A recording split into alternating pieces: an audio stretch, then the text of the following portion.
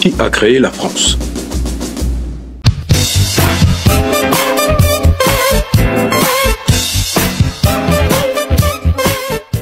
Apprendre son histoire est un acte de résistance.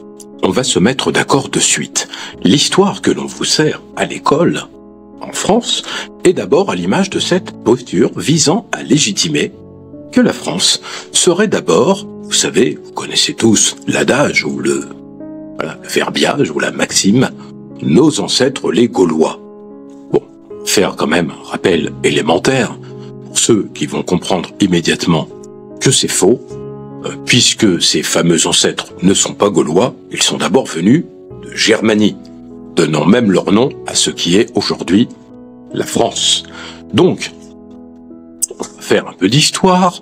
Longtemps, dans une division permanente, les Francs, qui étaient ces peuples dont je viens de vous parler, vont finir par s'allier, ou se rallier au 5e siècle sous la bannière de Clovis. Vous avez sans doute entendu parler du roi Clovis, qui va leur offrir la gloire, des terres et une nouvelle dynastie, les Mérovingiens.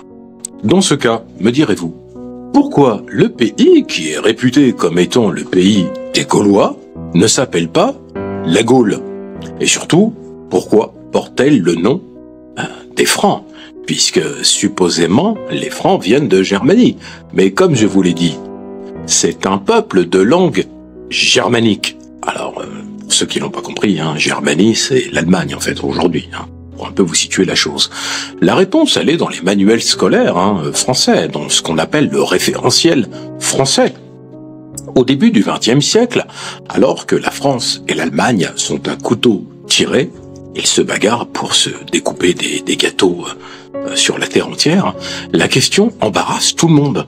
Parce qu'en fait, on trouve dans un ouvrage de référence de l'époque qui s'appelle Le Petit Lavis, L-A-V-I-2-S-E pour ceux qui vont chercher, c'est un célèbre manuel scolaire qui est utilisé par tous les écoliers de France. Et depuis sa première parution, en 1884, une solution simple est évoquée dans ce manuel. Cela dit dans le texte, après son baptême, Clovis devint roi de toute la Gaule. Dans la suite, la Gaule changea de nom. Elle s'appela la France. Bon, voilà, c'est très clair. En somme, les Francs n'ont pas transformé les Gallo-Romains, mais ils ont été transformés par eux. Voilà. Donc en fait, quelque part, on a une espèce de simplification de l'histoire, ce qui les a amenés, les pauvres Francs, à changer de coutume et même de religion et à devenir des Français. Bon, la nation française n'est donc pas le produit d'une invasion, c'est mieux de l'écrire, ça fait plus propre. Ce n'est pas le produit d'une invasion germanique, ils n'ont rien à voir avec les Allemands. On doit plutôt la voir comme le résultat d'un brassage qui a permis une transition harmonieuse, pacifique, pour en faire la France, de l'Antiquité au Moyen-Âge. Donc, cette idée-là, en fait, elle est perpétuée par ces manuels, et on se dit, en fait, que c'est pratique, n'est-ce pas? Parce que en histoire, on appelle cela, vous savez, cela porte un nom, on appelle cela un roman national. C'est le roman national français, qui va être alimenté par tous ces livres de la Belle Époque. Et quand on les analyse d'un peu plus près, on comprend que cette histoire, elle est d'abord politique, et qu'elle a des enjeux politiques. Parce qu'il faut le dire, sans complexe, avant Clovis, vous savez, Clovis, le premier roi des Francs, l'histoire des Francs manque clairement de gloire, elle manque clairement de lumière, et quelque part, elle n'a pas ce côté épique. On ne retrouve pas la majesté, par exemple, de l'Empire romain. D'ailleurs, les Francs, c'est pas un peuple très ancien.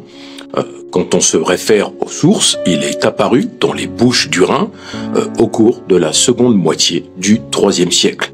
Donc, il va sans dire que quand on serait, entre guillemets, issu d'un peuple qui n'a pas nécessairement d'épaisseur historique, c'est compliqué de fabriquer une grande histoire.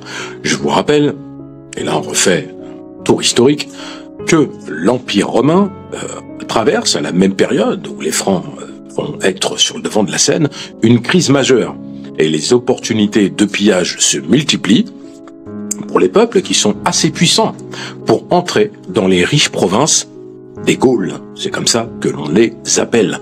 Je rappelle que à la base, c'est pas les Gaulois, c'était plein de tribus, des centaines, et Jules César, la province des Gaules, bon, bref. Se forme ainsi une confédération de tribus de moyenne importance comme, alors le nom est un peu barbare, les Ampsivariens, les Bructères ou les Chamaves, qui prennent le nom unitaire de Francs. Alors, le mot franc, pourquoi franc? Alors, ça signifie, d'après beaucoup d'historiens, les vaillants. C'est un consensus qui est largement partagé. Pour ma part, j'ajouterais que selon les sources qui sont disponibles et que l'on peut entrecouper, le nom franc vient lui-même, en vérité, du proto-germanique, originellement francon, avec un K. Francon qui signifie javelot ou lance, ou bien du mot franc, avec le K toujours, qui signifie homme libre. Moi, je suis plutôt d'avis que cela voudrait dire les francs, plutôt que le vaillant, je dirais plutôt homme libre. Mais bon, après, c'est un détail historique. Cela appelle un constat. Ce sont les Romains qui, par l'administration et le droit, ont rassemblé les tribus du territoire de la Gaule, ce que l'on va appeler les Gaulois, qui auparavant étaient totalement désunis, et l'empreinte romaine va être largement déterminante en ce qui concerne les modes de vie de ces Gaulois. On va y avoir une empreinte sur l'architecture, l'urbanisme, l'organisation de la société et des villes. Songez à ce que l'on appelle les thermes, les amphithéâtres, le tracé des rues principales, les villes rurales, le réseau routier. Vous savez, les Romains étaient largement organisés et bien sûr, c'était inspiré des Égyptiens. Il faut quand même le préciser en parenthèse. Mais aujourd'hui, regardez bien, même le découpage des cités selon les Romains, dans lesquelles les Romains ont rassemblé les tribus gauloises, ressemble à une esquisse des départements français actuels. Donc, il faut le dire, l'influence romaine, elle est importante pour la construction et l'édification de la France. Et elle a survécu jusqu'à la fin de l'Empire. Les Francs vont conserver le latin, ils vont conserver les codes juridiques romains, et ils vont même conserver, pour la plupart du temps, le nom des lieux. D'ailleurs, l'organisation épiscopale, etc., ça vient des Romains. Contrairement à ce qui a souvent été écrit, les Francs ne sont en rien des barbares. On les appelle des peuples barbares, parce que c'est comme ça que les Romains appelaient les autres peuples. On peut dire que les Francs, en vérité, sont les continuateurs des Romains. Donc il n'y a pas de honte à dire cela, c'est l'histoire. Mais revenons à Clovis. Car Clovis, en vérité, il a un rôle majeur. Je l'ai dit, mais je vais le répéter de manière un peu plus affirmée. C'est d'abord lui qui, après ses victoires sur les Visigoths, les Burgondes et les Allemands, qui va créer, alors pas les Allemands, les Alamans, c'est autre chose, qui va créer un royaume qui rassemble une grande partie des anciennes Gaules et qui ressemble à peu près, je dis bien à peu près, à la France actuelle. C'est lui aussi, avec ses successeurs, qui va favoriser ce que l'on appelle le passage des Gaules plurielles à la Gaule au singulier. D'ailleurs, en vérité, on parle désormais de la Gaule franque. À l'époque, on ne dit pas la France, c'est pas encore le cas, vous allez voir, on ne dit pas la France. On parle de Gaule franque. C'est lui encore qui, par son baptême et son sacre, instaure un lien fondamental entre la France et le catholicisme. C'est lui, toujours, qui déplace ce que l'on appelle le centre de gravité, faisant de la France, et vous connaissez peut-être cette expression si vous vous intéressez au sujet, la France devient la fille aînée de l'Église, selon l'expression consacrée. Mais attention, on doit le préciser, je l'ai dit, et je vais le préciser, la France s'appelle la France, d'accord, symboliquement, mais tout ça, c'est après. C'est pas l'époque de Clovis, je l'ai dit. En vérité, c'est en 1214 que l'on va avoir le mot France, quand les troupes du roi Philippe Auguste battent celles de l'empereur Germain à Bouvines. Donc, c'est là que l'on va utiliser le mot France.